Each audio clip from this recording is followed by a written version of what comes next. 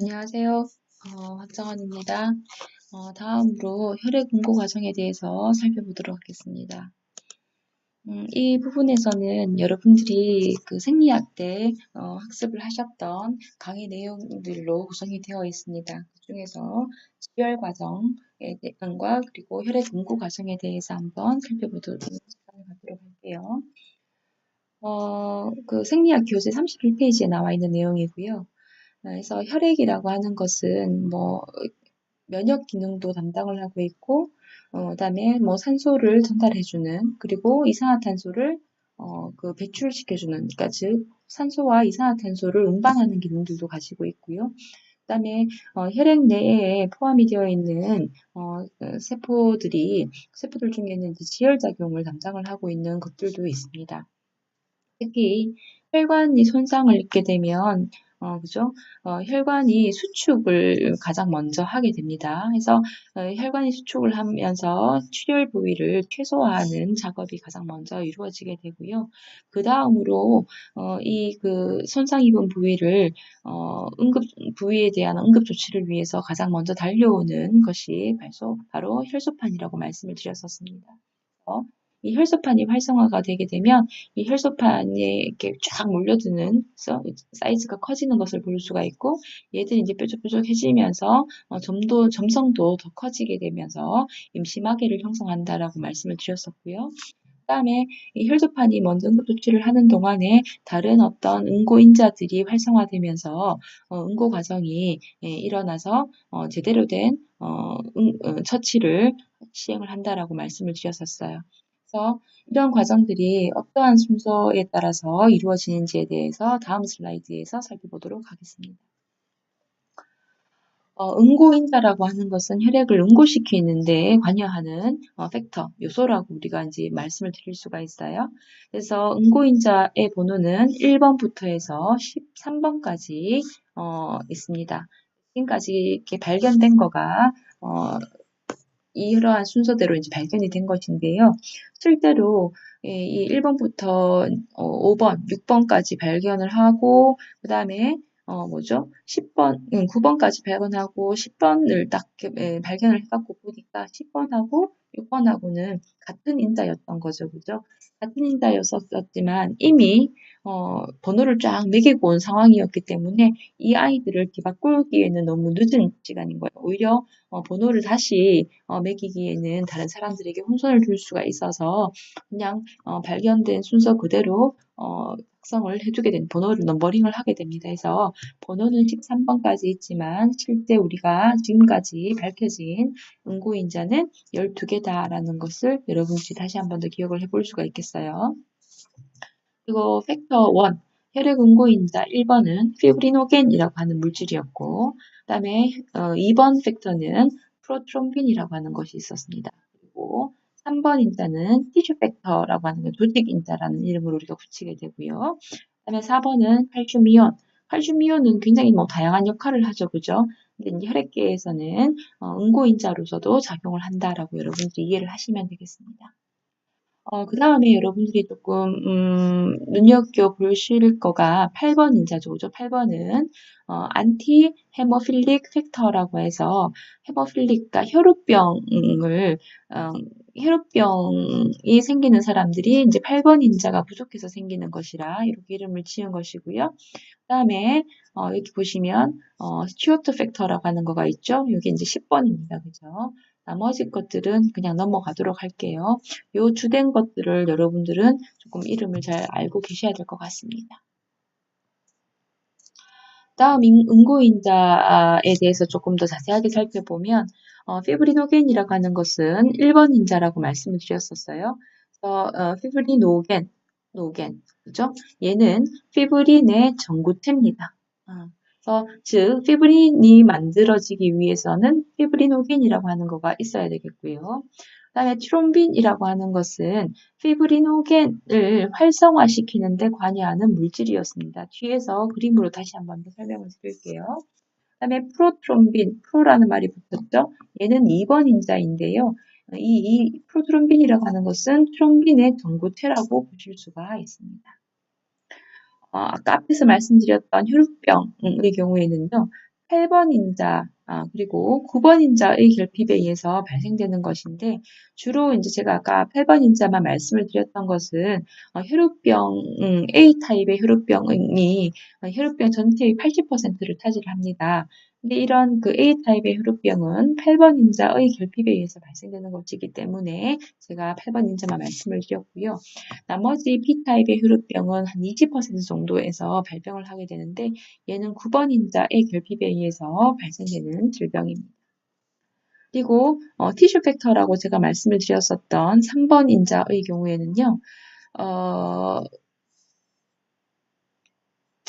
간에서 생성이 되는 것이죠. 그죠?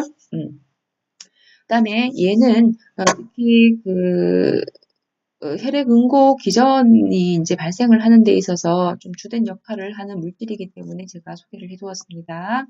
그다음에 바이타민 K의 경우에는요, 간에서 2번, 7번, 9번, 10번 인자 형성에 작용하는 중요한 물질입니다. 얘가 결핍이 되게 되면 지혈에 문제가 발생을 하는 것이죠. 그죠? 그래서 이 아이 또한 잘 이제 여러분들이 염두에 두셔야 될 인자 중에 물질 중에 하나가 되겠습니다. 그다음에 출혈이 발생을 했을 때 우리 몸에서는 크게 그 혈액 응고 과정이 이제 발생을 하게 되는데요. 혈액 응고라고 하는 것은 크게 두 가지의 경로로 나타나게 됩니다. 첫 번째가 내인성 경로라고 하는 것이 있는데요. 얘는 뭐 어떤 외부 자극에 의한 출혈에 의한 것이라기보다는 우리가 피를 뽑고 나면 주사기 안에 피가 주사기 안에 피를 놔두게 되기도 하고요. 이러한 그 체열된 것들을 이렇게 시험관에다가 넣기도 합니다. 그죠? 이렇게 어떤 플라스틱 주사기라든지 이러한 곳에다가 이제 보관을 딱 하게 되면 피는 그 안쪽에서 그 응고가 되기 시작합니다. 이 응고라고 하는 거는 내인성 경로에 의해서 응고가 이루어지는 것을 볼 수가 있고요.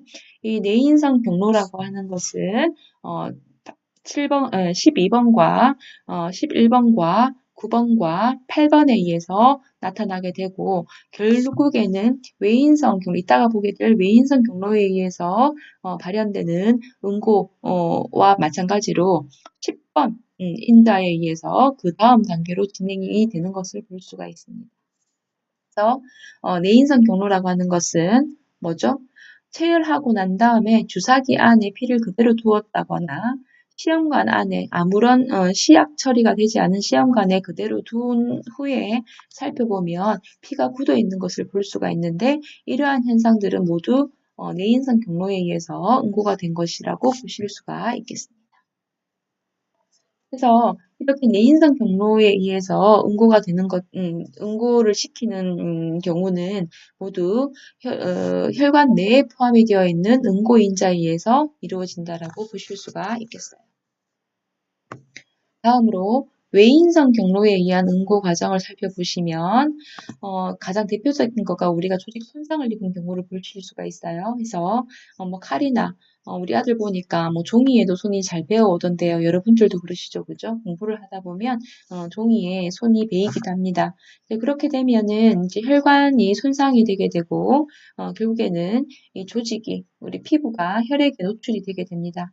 이렇게 되면 그 조직 인자가 활성화됩니다. 3번 인자죠, 그죠? 활성화되면서 공통 경로로 유입이 되게 되는데 이 3번 인자라고 하는 것은 7번 인자에 의해서 10번 공통 경로로 들어가게끔 도와주게 되는 겁니다. 다시 설명을 드리면 칼에 손이 베이면 3번 인자 티슈 팩터가 활성화가 되게 되는데 이 3번 인자는 7번 인자에 의해서 10번 그러니까 공통 인자, 그러니까 공통 경로로 유입이 되게 되고요.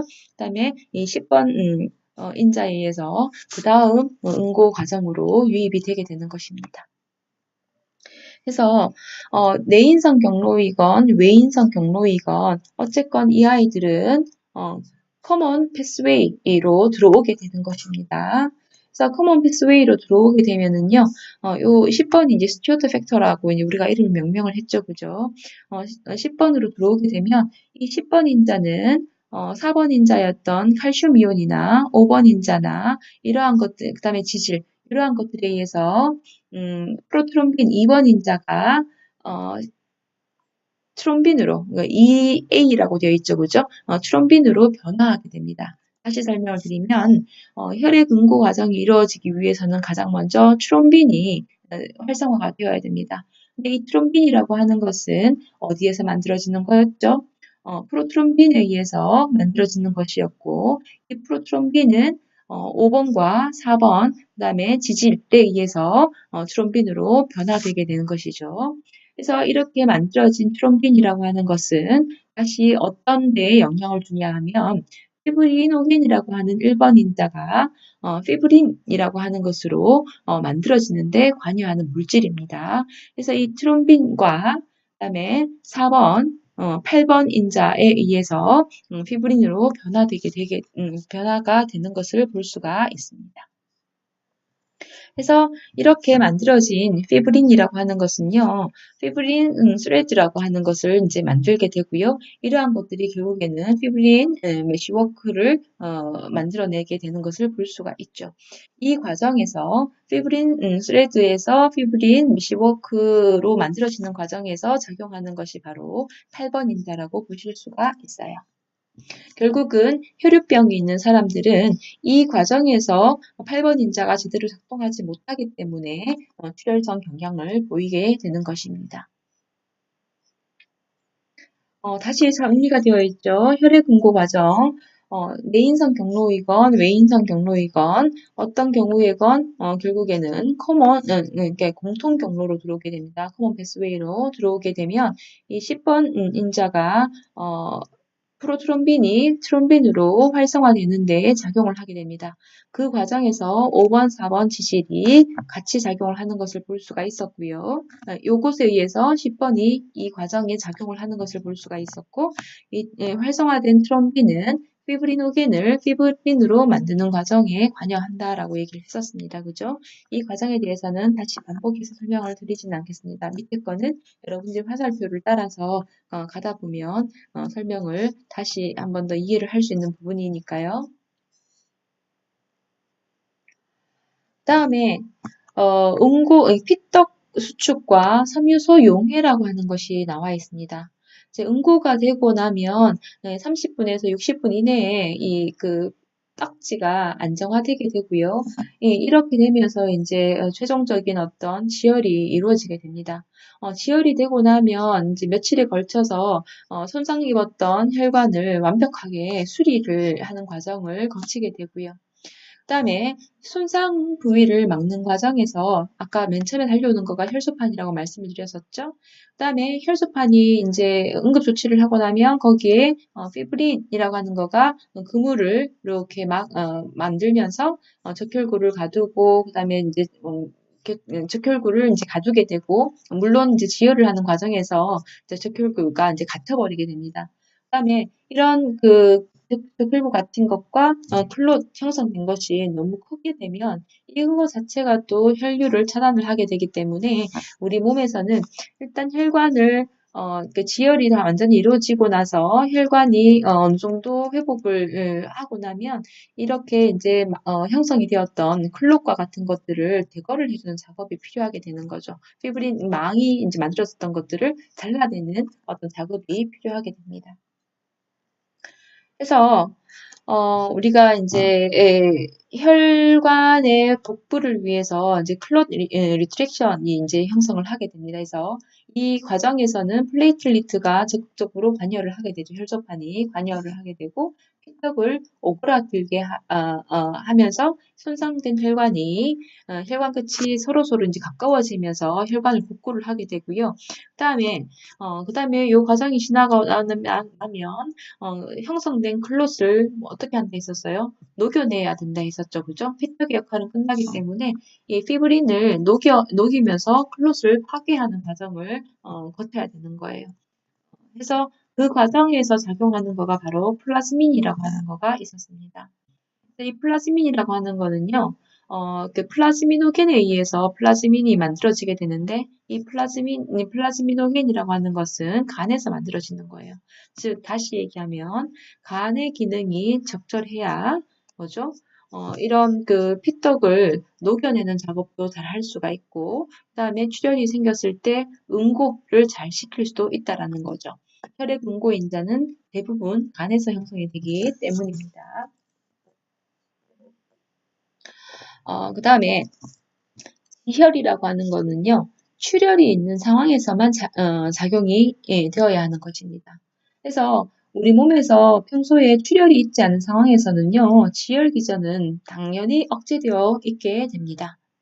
근데 이 어떤 경우에는 평소에도 이제 이런 어떤 응고가 지혈이라고 하는 어떤 기전이 좀 촉진되는 경우들도 있기는 해요. 그래서 혈액 응고 촉진을 시키는 물질이나 상황, 기전에 대해서 조금 살펴보면 혈소판이나 혈소판 분비 물질이 이제 나오게 되면 혈액 응고가 되겠죠, 그죠? 혈액 응고를 시키는 물질이니까요. 그다음에 혈액 응고인자 1번부터 13번까지가 있었는데요. 얘들은 혈액 내에 또는 티슈 팩터가 포함이 되어 있죠. 그죠? 조직에 존재하고 있는 것들을 볼 수가 있고 이러한 것들에 의해서 혈액 응고가 이제 촉진이 되게 됩니다. 그다음에 상황을 한번 살펴보면 우리가 이제 뭐 장시간 뭐 열 몇 시간씩 이렇게 이제 장시간 동안 좁은 공간에서 움직이지 못하는 상태로 비행을 한다거나 병원에 오래 입원해 있게 되는 사람들 중에서 움직이지 못해서 오랜 기간 누워 있어야 하는 사람들의 경우에는요, 혈류 속도가 정상적인 어떤 흐름의 속도보다는 조금 더 느려지게 되거나 또는 정체되어 있는 것들을 볼 수가 있습니다. 그런 경우에는 혈액 응고 기전이 발생을 하게 되는 거죠. 더 일반적인 정상적인 사람들보다 훨씬 더 촉진되게 된다. 즉 지혈 기전이 나타나는 것을 볼 수가 있고요. 그다음으로 혈관 내피에 손상을 입은 사람들의 경우에는 이 내피 손상이라고 하는 것 때문에 혈액 응고, 그러니까 지혈 기전이 발생을 하게 되는 거죠. 응고 기전이 발생하게 되는데 이런 그 내피 손상을 있는 경우가 바로 고혈압이 있는 사람들, 동맥경화증이 있는 사람들이 대표적인 예라고 보실 수가 있겠습니다. 그다음에 항응고 물질과 항응고 기전이 발생하는 상황들을 좀 살펴보면 혈류의 흐름이 빠르다거나 건강한 혈관의 내피의 경우에는요. 지혈 기전이 발생하지 않고 우리가 정상적인 어떤 상황에 그러니까 건강한 상황이 유지가 될 수 있도록 항응고 물질이 밸런스를 잘 유지를 하고 있게 됩니다. 또는 프로스타글란딘이라고 하는 물질 여러분들이 오늘 저와 공부를 했었었죠, 그죠? 어제 공부를 했었었는데 이 프로스타글란딘 중에서 I2라고 하는 물질은 항응고와 관련된 작용을 하고 있고요. 그 다음에 질병 중에서 간질환이 있는 사람들은 응고인자 생성이 감소되게 됩니다. 방금 전 슬라이드에서도 말씀을 드렸었죠. 이러한 경우에는 응고에서 문제가 발생을 하게 되는 거죠. 응고가 잘 안 된다는 얘기입니다. 그죠? 그러한 것도 우리는 다른 말로 항응고라고 얘기를 할 수가 있겠죠. 그 다음에 응고와 관련된 인자 생성에 관여하는 바이타민 K가 결핍되게 되어도 응고 인자 생성이 감소되기 때문에 항응고 상황이 발생을 할 수가 있겠다. 다음으로 항응고와 관련된 약물들이 인체 내에 이제 투입이 된다거나 할 때에도 항응고 상황이 생기게 됩니다. 반대로 설명을 하면 응고가 이루어지는 상황에서 비타 K가 여기 투입이 될 수도 있겠죠. 그죠? 결핍 때는 비타 K 결핍이 아니라 비타민 K가 이제 투입이 되었을 때 지혈 기전이 발생할 수 있다라고 보실 수가 있겠어요. 해서 결국에는 프로코아귤런트가 우세해지게 되면 응고가 발생이 되게 됩니다. 이러한 상황에서는 응고가 발생되는 상황은 출혈이 있을 때, 그죠? 정상적으로 지혈 기전이 작동해서 발생되는 경우이고요. 병적으로 프로코아귤런트가 우세해지는 경우, 특히 혈전 색전증이 생기거나 고혈압이 있거나 아까 앞에서 봤었던 장기간 입원에 의해서 움직임이 길어질 때, 움직임이 적어질 때 또는 장시간 비행에 의해서 병적으로 프로코아귤런트가 우세해지는 상황들을 볼 수가 있겠습니다. 안티코아귤런트가 우세해지는 상황들은 뭐죠? 출혈이 발생하는 상황인 거죠. 그죠? 그래서 앞에서 봤었던 바이타민 K가 부족한다든지, 간 질환이 있다든지, 또는 혈소판 감소와 관련된 문제가 있다든지 하는 상황에서는 출혈이 발생할 수 있는 거죠. 혈소판의 정상 수치는 여러분들이 외우고 계셔야 됩니다. 그다음에 항응고제를 우리가 어떠한 상황에서 이용을 할 수 있는가? 뇌경색이 있는 경우. 앞에서 말씀을 드렸습니다. 그죠? 그다음에 폐색전, 피딱지가 혈관을 돌아다니는 폐색전증이 있는 경우, 그다음에 심근경색증이 있는 경우, 특히 심근경색증은 여러 가지 혈관 내에 동맥경화라든지 죽상경화에 의해서 발생되는 질병입니다. 그래서 혈관이 이렇게 거의 대부분 막혀있는 상황이죠. 그죠? 이러한 상황에서는 응고기전이 촉진되는 상황이기도 하고요. 그다음에 이런 것들 때문에 우리가 이제 문제가 생겼을 때 얘들을 확장시켜 줄 수 있는 스텐트를 삽입을 하게 됩니다. 그러면 이런 스텐트 삽입을 하고 난 다음에 추가적인 어떤 응고 기전이 발생하지 않도록 도와주기 위해서 항응고제를 사용을 하게 되는 것이고요. 또는 이러한 질병들을 치료하기 위한 목적으로. 그다음에 시술 후에 2차적인 그 심근경색증이 발생하지 않도록 예방 차원에서 이런 항응고제를 사용을 할 수가 있습니다. 그다음에 여러분들 헌혈을 하시죠, 그죠? 그래서 헌혈을 하고 나면 이 헌혈된 혈액은 특수 처치된 백에서 저장이 되게 되는데요. 이 백을 특수 처치를 한다는 것은 이 안에 혈액이 고여 있는 것이 내인성 경로에 의해서 응고가 발생되지 않도록 도와주는 약물 처리를 하게 된다라는 말입니다. 이때 사용이 되는 것이 바로 이제 헤파린과 같은 항응고 물질이 투입이 되게 되겠습니다. 그래서 여기 혈장 만들기 위한 항응고제라고 하는 것이 있죠, 그죠? 그래서 그 앞에 말은 빼도 될 것 같아요, 그죠? 그래서 응고를 막기 위해서 헤파린과 같은 물질들을 이용을 할 수가 있는데 이 헤파린은 특이하게 다른 대부분의 항응고제의 경우에는 칼슘과 같은 물질과 결합해서 응고를 방해하지만 헤파린은 항트롬빈 작용을 하게 됩니다. 앞에서 봤었었죠, 그죠? 항트롬빈. 트롬빈이 형성이 되는 것의 전구 물질이 프로트롬빈이었고, 프로트롬빈이라고 하는 거가 2번 인자였었습니다. 그죠? 그래서 헤파린은 항트롬빈 작용을 하고 있는 것을 볼 수가 있다. 네, 여기까지가 혈액응고 과정에 대한 설명이었었습니다. 여러분들이 제가 설명하는 것에 대해서 조금 이해가 되지 않는다면 책을 보면서 공부를 더 해보실 수도 있겠고요. 혹시나 제가 설명하는 것이 잘못된 부분이 있다면 여러분들이 공부를 하면서 저에게 피드백을 주셔도 좋겠습니다. 설명이 잘 되었는지 잘못되었는지 잘 찾아보시기 바랍니다. 수고 많으셨습니다.